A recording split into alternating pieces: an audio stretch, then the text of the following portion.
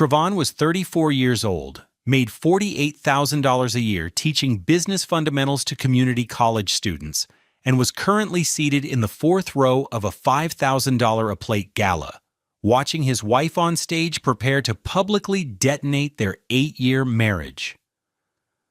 The ballroom at the St. Regis in Buckhead was a galaxy of ice sculptures and shimmering gowns. A place so far removed from their cramped apartment on the west side that it felt like another planet.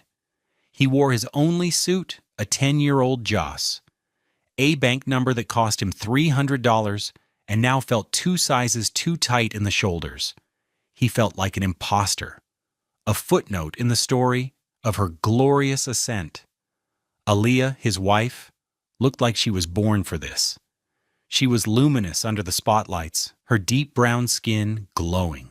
Her hair was styled in an intricate crown of twists that must have cost $1,000, and the dress, a flowing emerald green silk gown from a designer he'd never heard of, was probably worth more than his 2012 Honda Accord.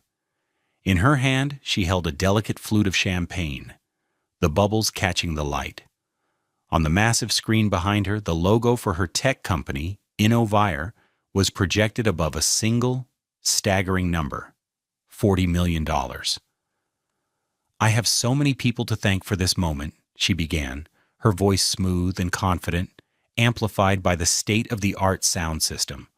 "Our incredible lead investors at Apex Ventures, our brilliant team, our early believers." Trevon felt a small, hollow ache in his chest. He remembered being an early believer. He remembered the nights he'd stay up with her until 3 a.m., brewing pot after pot of cheap coffee, using his adjunct professor's mind to help her refine the very pitch decks that had secured this funding. He remembered selling his grandfather's collection of first edition books, worth about $4,000, to pay for her initial server costs. He was a believer. He just wasn't the kind that got mentioned on stage. She continued, her smile widening.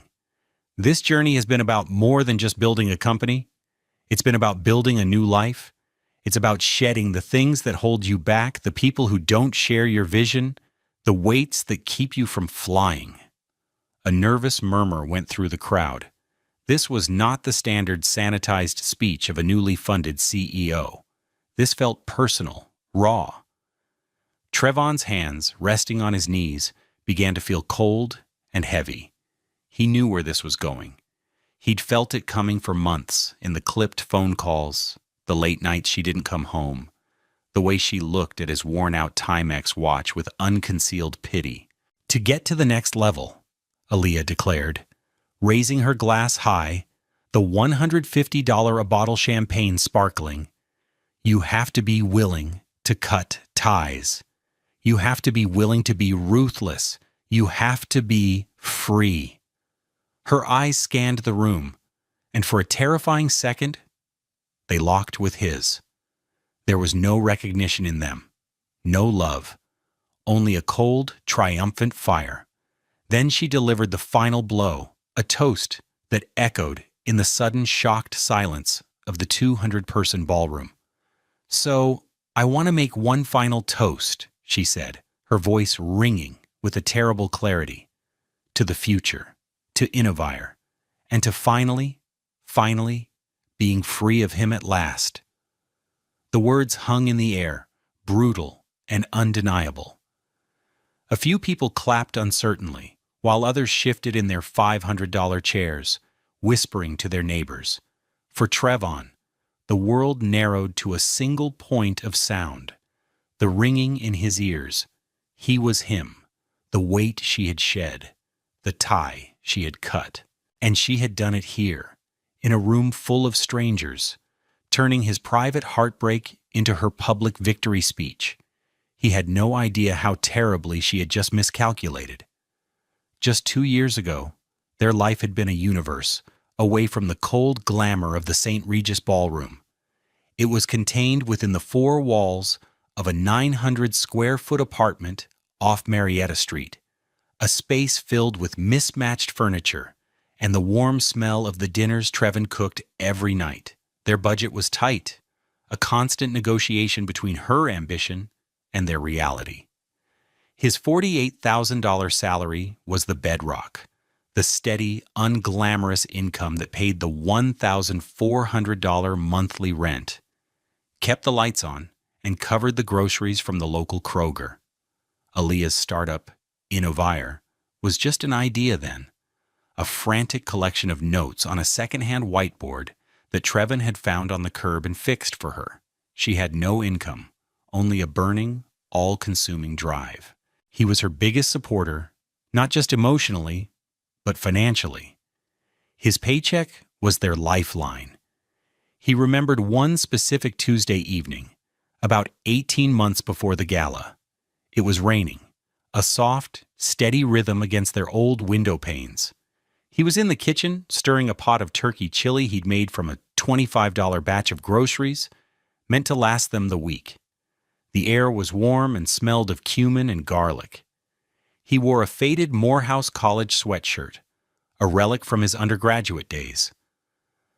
Aaliyah was at their small dining table, which was covered in papers, her laptop glowing. She hadn't eaten. She was hunched over, her shoulders tense, her face a mask of frustration. She'd just been rejected by another angel investor. "It's the pitch deck," she muttered, not looking up. "It's not sharp enough. They said the market analysis is weak." Trevin turned the stove down to a simmer and came to stand behind her, resting his hands on her shoulders. He could feel the knots of stress beneath his fingers. He started to gently massage them. "Let me see," he said softly. For the next 3 hours, he sat with her. He, the humble community college adjunct, applied the core principles he taught his students every day. He helped her restructure the narrative, strengthen the data visualizations, and clarify the unique value proposition. He used concepts from Porter's 5 Forces and SWOT analysis, things she'd dismissed as boring academic stuff. But under his patient guidance, the pitch deck transformed from a desperate plea into a confident, compelling argument. He didn't ask for credit. He didn't ask for anything. Seeing the hope return to her eyes was enough. It's so much better," she'd said, looking up at him, her eyes shining with unshed tears. "Trevon, you're brilliant." She'd kissed him then, a deep, grateful kiss that made him feel like the most important man in the world. That night, they ate the chili straight from the pot, sitting on the floor, and for the first time in weeks, she didn't check her phone once. She talked about their future, a future where they would have a house with a small garden for him and a real office for her, a future they were building together. He paid for her to attend a $1,500 tech conference in Austin, putting the expense on his credit card and telling her they could pay it off over a few months. It was at that conference that she met the people who would eventually introduce her to Apex Ventures. He bought her a new laptop, a $1,800 MacBook Pro, when her old one died, because he knew how much she needed it. He told her it was a bonus from the college, a lie to protect her pride. The bonus was actually money he'd pulled from his own modest retirement account, a $2,000 withdrawal that came with a tax penalty. The apartment was filled with these small, invisible sacrifices. The new pair of running shoes he didn't buy for himself so she could have a new $150 blazer for a networking event. The weekend trips he gave up to stay home while she worked. He saw it all as an investment in her, in them.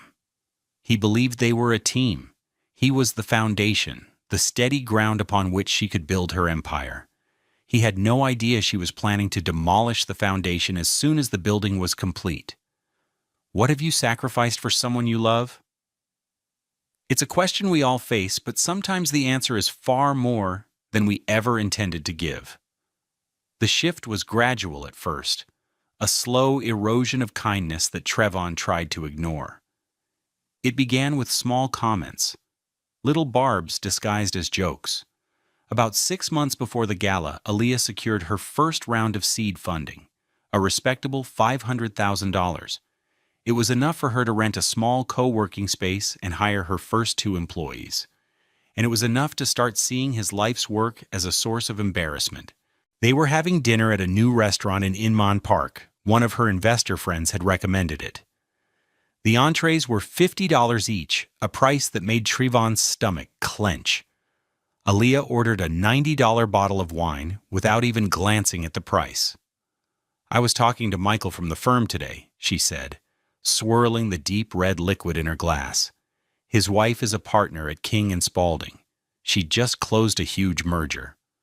"That's great," Trevon said, trying to sound enthusiastic. He was calculating how many hours he'd have to work to pay for this single meal. Aaliyah took a delicate sip of wine. "It is. It just makes you think, you know? About power couples. People who build empires together." She looked at him, her eyes cool and assessing. "He asked what you did. I wasn't sure what to say." The words stung. "You can say I'm a professor. I teach business."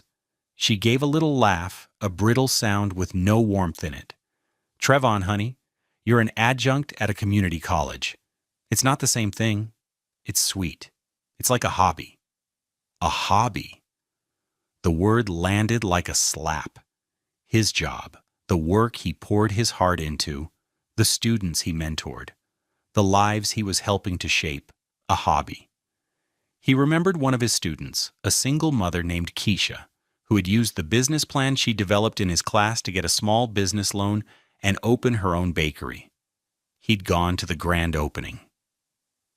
The look of pride on her face was worth more than any stock option, but he knew explaining that to Aaliyah would be pointless. She was speaking a different language now, a language of capital and scale, and he was no longer fluent. The cruelty escalated from there. She started taking calls in the other room, whispering about him. One evening, he was walking past the bedroom door and heard her on the phone with, he assumed, one of her new friends. I know, she was saying, her voice dripping with exasperation. "He's just comfortable. He has no ambition. Can you imagine? $48,000 a year and he's happy with it. It's holding me back. I'm trying to build a billion-dollar company and he's grading papers on a Saturday night. He's a paycheck, not a partner. A starter husband." He froze, his hand on the doorknob. A starter husband. The clinical, disposable nature of the phrase hollowed him out. He felt like a piece of outdated software she was planning to uninstall. He backed away from the door, his heart pounding a sick, heavy rhythm. He went into the living room and sat on their worn-out $400 IKEA sofa, the one they'd built together on their first weekend in the apartment, and felt utterly, completely alone. The final, most brutal accumulation of outrage came a month before the gala. She had moved out, claiming she needed a place closer to her new office in Buckhead to focus. She'd rented a sleek, minimalist condo in a glass tower for $4,000 a month, an amount that was almost his entire take-home pay. He knew it was the beginning of the end, but he still held on to a sliver of hope. He called her one night just to hear her voice. "Hey," he said, trying to sound casual. "Just checking in. How's the new place?" "Busy," she said, her voice distant, distracted. He could hear the clinking of glasses and loud music in the background. She was clearly at a party or a networking event.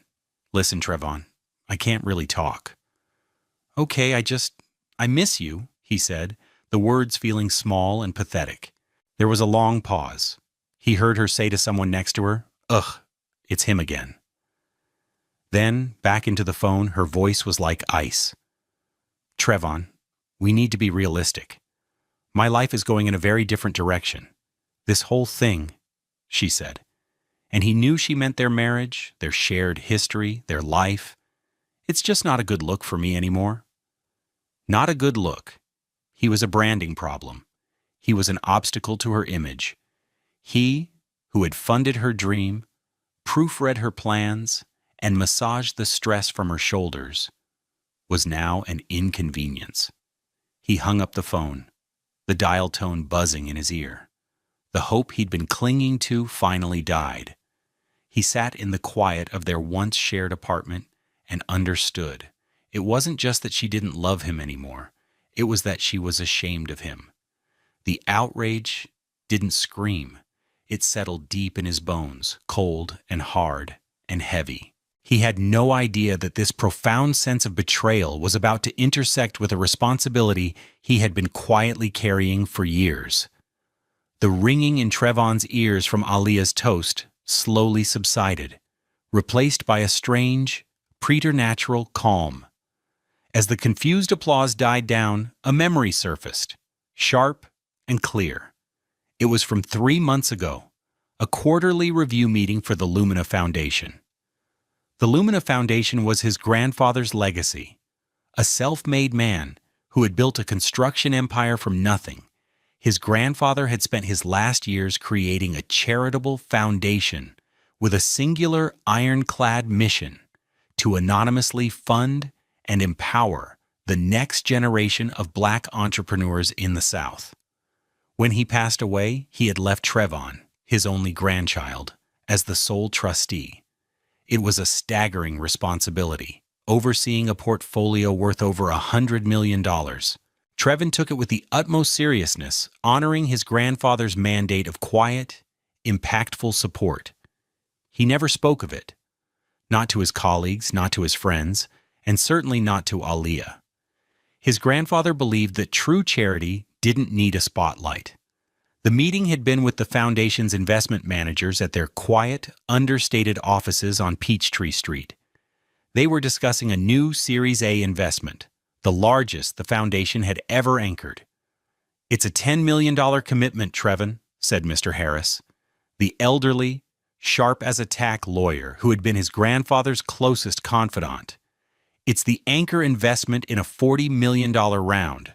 The company is called Innovire, tech sector, Atlanta-based female founder." Trevon had nodded, reviewing the prospectus. The foundation's name, as always, was shielded behind a special purpose vehicle, a neutrally named entity called Southlight Capital Partners. The founder's name was listed as A. Johnson. It never even occurred to him. Aaliyah's maiden name was Johnson, but it was one of the most common names in America. And Innovire? It sounded like 1,000 other tech startups. He trusted Mr. Harris and the managers to do their due diligence on the business fundamentals. His role as trustee was to ensure any investment aligned with his grandfather's mission. "It fits the charter perfectly," Mr. Harris had continued.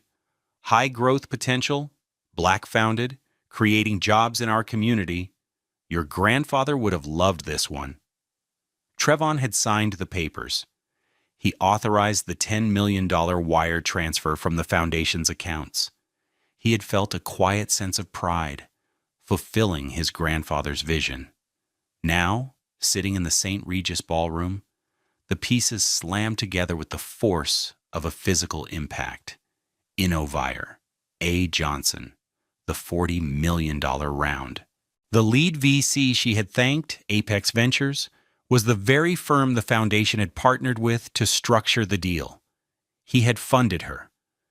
The money she was using to build her new life, the money that had given her the platform to publicly humiliate him, was his grandfather's money. It was money he had authorized. The irony was so staggering, so profoundly bitter, it almost made him laugh. Her toast wasn't just a declaration of freedom from him, the broke adjunct professor. It was a declaration of freedom from the very source that had enabled her flight.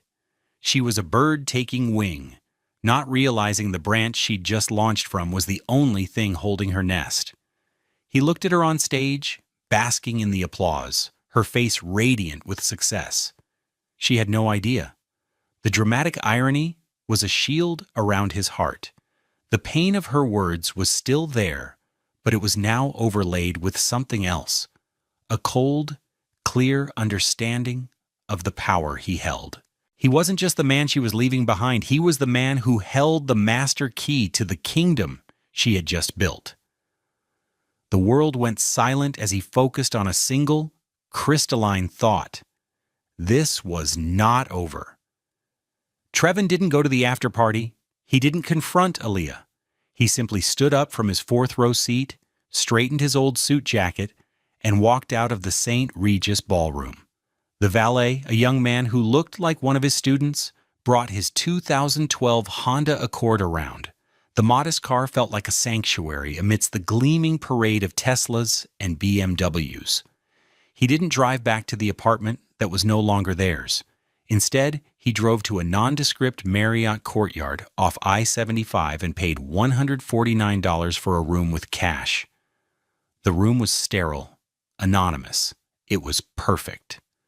The rain began to fall outside, streaking the windows.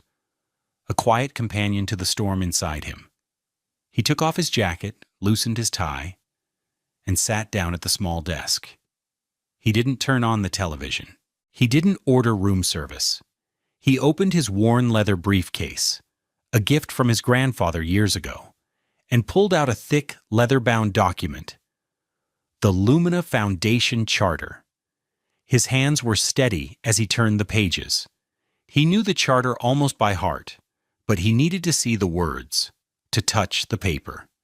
He found the section he was looking for. Article 4, Section B, Trustees' Fiduciary and Moral Discretion. His grandfather, a man who trusted contracts but trusted character more, had written it himself with Mr. Harris's help. It stated in clear, unambiguous language that the sole trustee had the power to withdraw any investment at any time if the trustee determined that the recipient of the funds was acting in a manner incongruous with the moral and ethical spirit of the Foundation's mission. The mission, as defined in the preamble, was to support entrepreneurs who demonstrated integrity, community-mindedness, and personal character. Aaliyah's public, cruel dismissal of her husband, the man who had supported her from the beginning, was a textbook violation of that spirit. It was a betrayal not just of him, but of the very values the money was meant to uphold. He then flipped to the investment agreement he had signed 3 months prior. He found the clause he and Mr. Harris had discussed at length. It was a standard but powerful provision in venture capital, designed to protect the anchor investor. The pari passu dissolution clause. It stipulated that if the anchor investor, Southlight Capital Partners, the Foundation's vehicle, withdrew its funds pre-closing for any reason, all other investors in the round had the right to do the same. In fact, it triggered a full unwinding of the financing structure. The entire $40 million round was built on the Foundation's $10 million. If that cornerstone was removed, the entire arch would collapse. At 11:47 p.m., he picked up his phone and called Mr. Harris at his home. He apologized for the late hour. "Trevon, what's wrong, son?" The old lawyer's voice was thick with sleep, but instantly sharp with concern. Trevon explained everything, his voice calm and even, betraying none of the turmoil inside him. He told him about the gala, the toast, the connection between Innovire and Aaliyah Johnson. He read the trustee's discretionary clause aloud. There was a long silence on the other end of the line. When Mr. Harris finally spoke, his voice was cold steel. "Your grandfather put that clause in for a reason," he said. "Invest in good people, not just good ideas." He knew character was the only collateral that truly matters. "What do you want to do, Trevon?" "I want to invoke Article 4, Section B," Trevon said, his voice quiet but firm. "I want to withdraw the Foundation's investment, effective immediately." "It will detonate the entire Series A round," Mr. Harris warned. "She will lose everything." "She made her choice," Trevin replied. "Now I'm making mine." "I'll draft the official notice of withdrawal first thing in the morning," Mr. Harris said.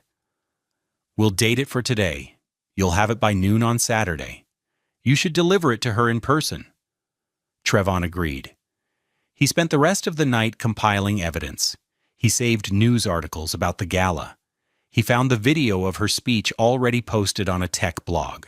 He wrote down every cruel thing she had said, every sacrifice he had made, not for a court of law, but for himself.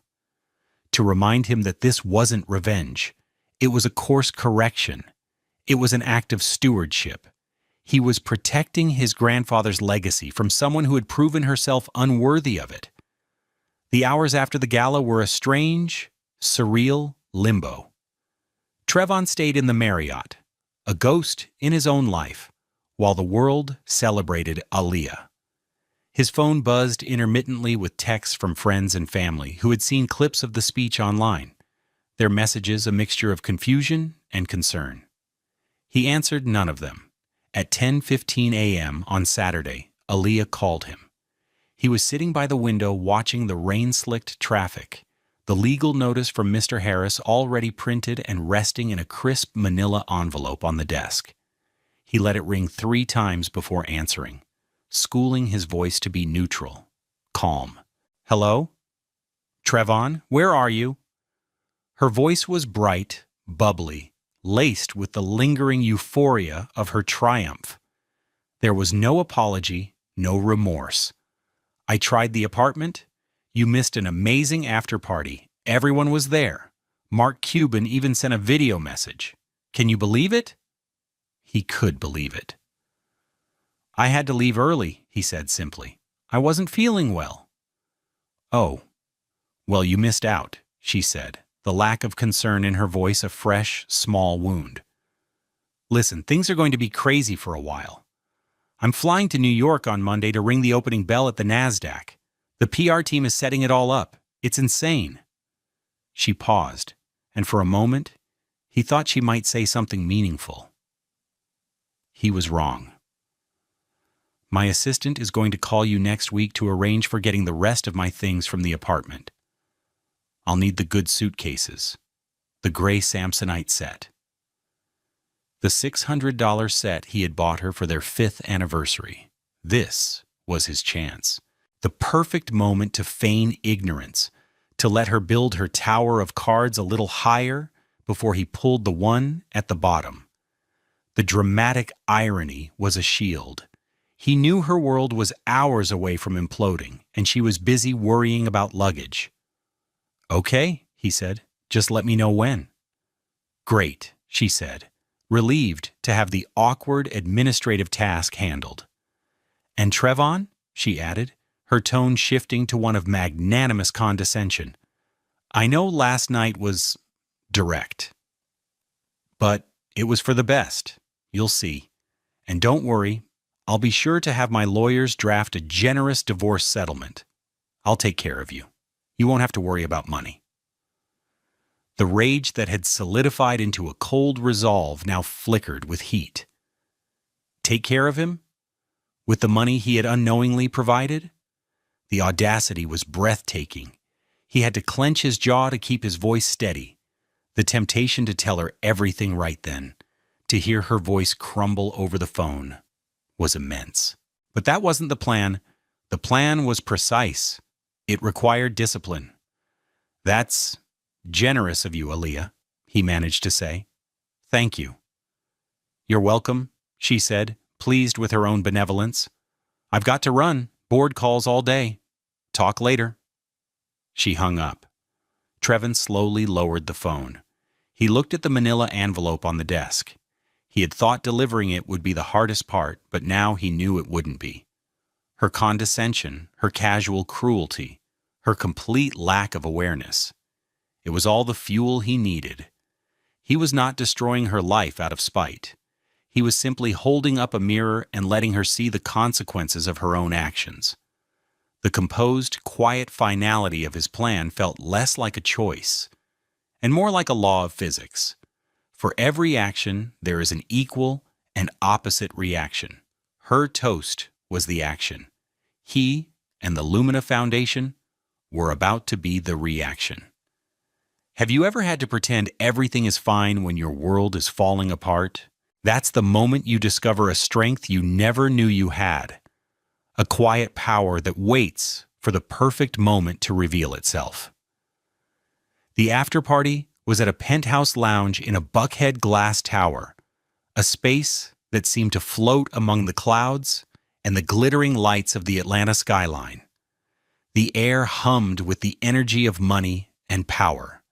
Men in $5,000 custom suits and women in designer dresses that cost more than Trevon's monthly salary mingled, their laughter echoing off the floor-to-ceiling windows. Trevon arrived at 10:30 p.m. He had traded his old suit for a simple, impeccably tailored black suit he'd bought that afternoon for $800, a quiet statement of purpose. His locks were freshly twisted, his shoes shined. He no longer looked like an out-of-place adjunct professor. He looked like he belonged. He looked like a trustee. He saw Aaliyah across the crowded room. She was the center of it all, a radiant sun with a dozen venture capitalists and tech journalists orbiting her. She was holding a glass of champagne, laughing at something one of them had said. She looked happy, untouchable, completely oblivious to the fact that her universe was about to contract into a black hole. Trevon didn't approach her immediately. He moved through the party with a calm, deliberate pace, a silent predator in a jungle of his own making. He got a glass of water from the bar. He listened to the conversations around him. Conversations about term sheets and burn rates and exit strategies.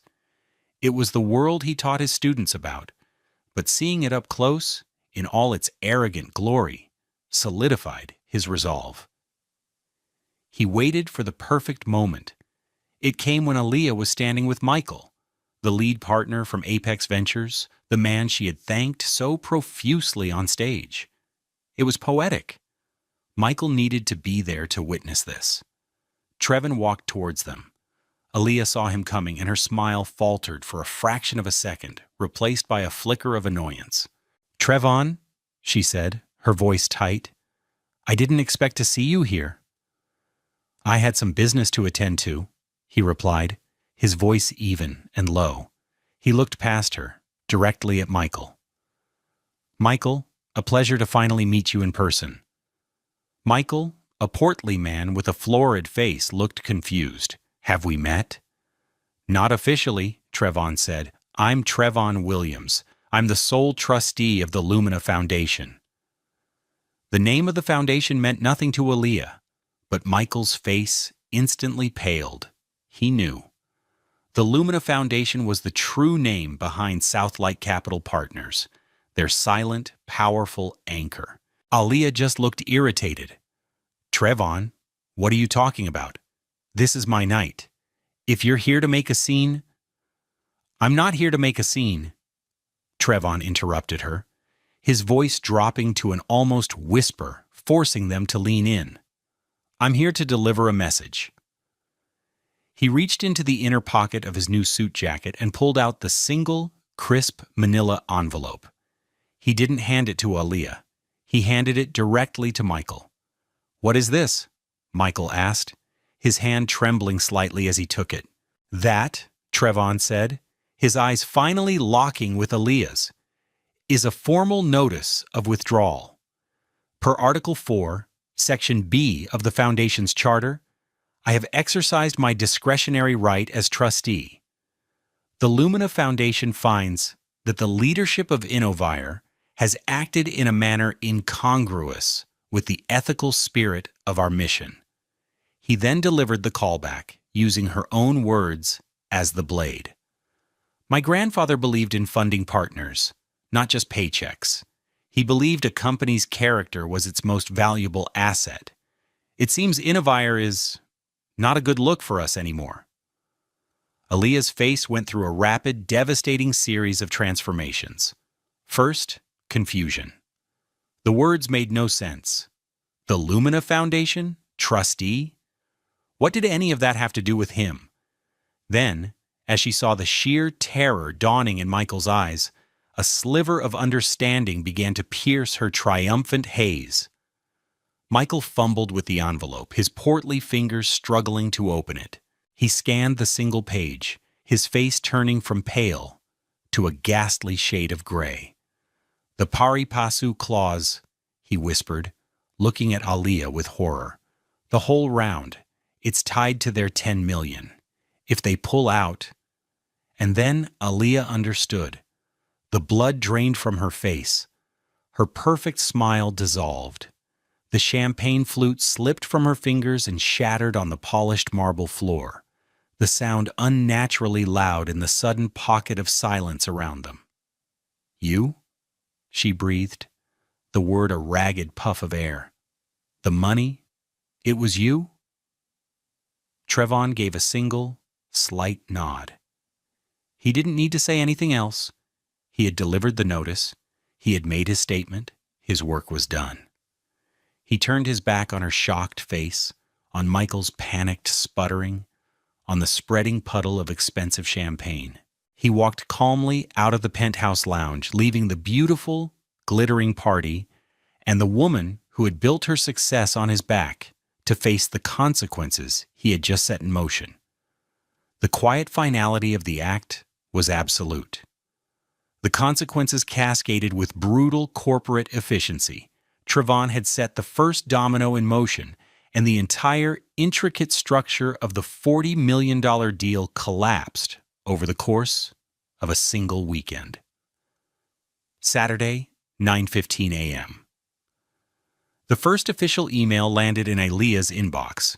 It was from Michael at Apex Ventures, CCing their legal team and the other primary investors. The subject line was stark: urgent, Innovire series of financing. The body of the email was cold and direct. Pursuant to the withdrawal of the anchor investor, Southlight Capital Partners, the Lumina Foundation, Apex Ventures is hereby exercising its rights under Section 7.4 of the financing agreement to withdraw its commitment. All funds will be clawed back. We are calling an emergency board meeting for Tuesday at 10 a.m. to discuss the dissolution of the round. Saturday, 2:30 p.m. Aaliyah's frantic texts began. Trevon was at a small community garden near his college, his hands in the soil, planting tomato seedlings. He watched the messages come in, his phone buzzing on the bench beside him, but did not reply. 2:30 p.m. Trevon, call me. Now. This is a mistake. 2:35 p.m. You can't do this. This is my life's work. You are destroying my company. 2:41 p.m. Was this about the toast? I was emotional. I didn't mean it. You know I didn't mean it. 3:15 p.m. I'm calling Mr. Harris. I'm calling a lawyer. This is illegal. You can't just take the money back.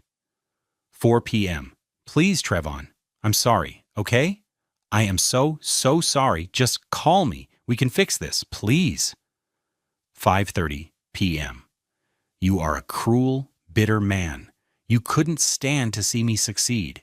You did this to ruin me. Sunday, 11 a.m.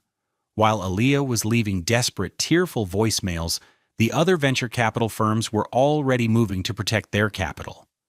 A chain of emails, which Mr. Harris later forwarded to Trevon, showed the swift, merciless verdict of the market. With the anchor LP out, the risk profile is completely altered. We're out.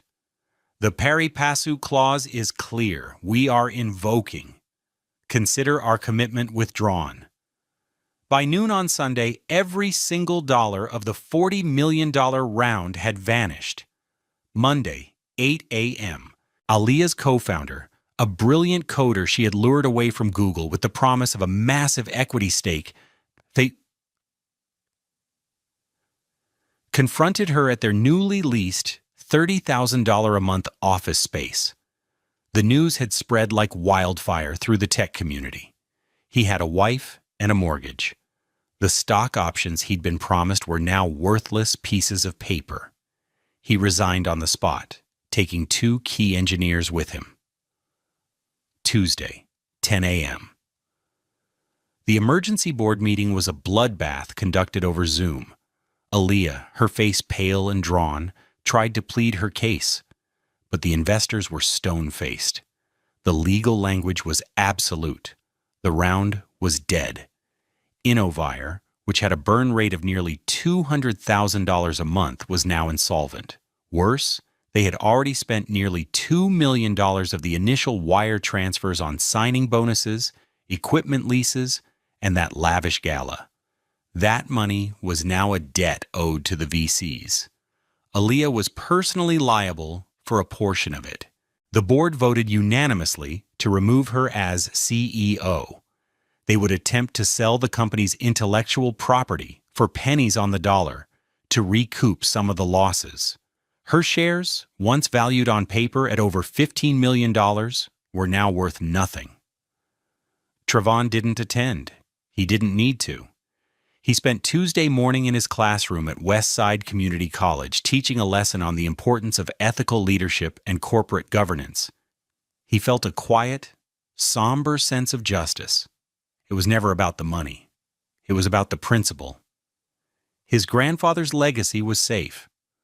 6 months later, the glass towers of Buckhead felt like a distant memory. Trevon was in his office at the community college. It was the same small, cramped space, cluttered with books and stacks of student papers, but something was different. Sunlight, warm and golden, streamed through the single window, illuminating the dust motes dancing in the air. The room didn't feel like a cage anymore. It felt like a command center. On his desk, spread out over a dozen manila folders, were the blueprints for the future. After the Innovire deal collapsed, Trevon and Mr. Harris had spent weeks deliberating on the best way to reallocate the foundation's capital. Trevon knew exactly what he wanted to do. He wasn't interested in playing the high-stakes venture capital game anymore. He wanted to bring the investment back to the ground level. He had redirected the entire $10 million, plus another $30 million from the foundation's general fund, to create a new, unprecedented program at Westside Community College, the Lumina Foundation Center for Community Entrepreneurship. The $40 million fund was now dedicated to providing seed grants, mentorship, and incubator space for students and local residents right there on the west side of Atlanta. They wouldn't be building unicorns. They would be building bakeries, barbershops, daycare centers, and local software companies. They would be building a community. There was a soft knock on his door. "Professor Williams?" A young woman stood in the doorway. She was one of his brightest students, a young black woman named Imani, who reminded him of a younger, more hopeful Alia. She had luminous, dark skin, and her hair was in a cloud of beautiful, natural coils. She clutched a folder to her chest. "Come in, Imani. How's the business plan coming?" he asked, a warm smile on his face. "It's done," she said, her voice trembling with a mixture of excitement and nerves. "I wanted to show you." She opened her folder on his desk. It was a plan for a mobile library and tutoring service for kids in her neighborhood. It was brilliant, well-researched, and full of heart. Tucked inside was a drawing she had made, a colorful sketch in crayon of a brightly painted van with kids sitting on blankets around it, reading books. In the corner, she had drawn a picture of her family, her mother, her little brother, and herself. She had used a deep brown crayon for their skin. She pointed to the drawing of herself. "That's me," she said, "the CEO." Trevon felt a warmth spread through his chest that no $40 million funding announcement could ever match. This was real wealth. This was the return on investment his grandfather had truly envisioned. It wasn't about building a single towering skyscraper that blocked out the sun for everyone else. It was about tending a garden, helping 100 different flowers bloom. He looked at Imani, at the fierce hope in her eyes. "Imani," he said, his voice thick with emotion, "I think the Lumina Foundation would be very interested in being your first investor." True freedom, he now understood, wasn't about being free of people. It was about being free to help people. It wasn't found in the cold, empty space of a penthouse lounge, but in the crowded, vibrant ecosystem of a community. It turns out, the most valuable empires are not the ones we build for ourselves, but the foundations we lay so that others can build for themselves. What kind of foundation are you building in your own life? Let us know in the comments below, and don't forget to subscribe to Love Beyond Pride for more stories about finding strength in the face of betrayal.